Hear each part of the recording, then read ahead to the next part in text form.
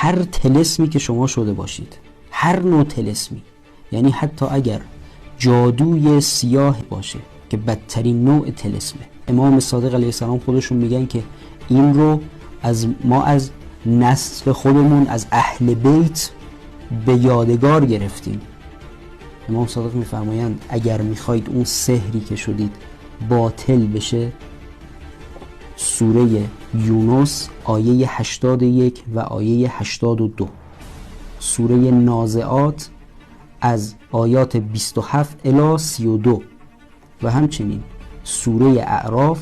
آیه 118 الی 122 رو توی یک کاغذی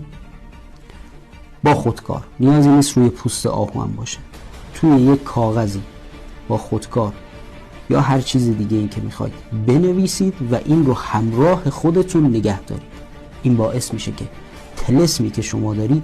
باطل بشه. یا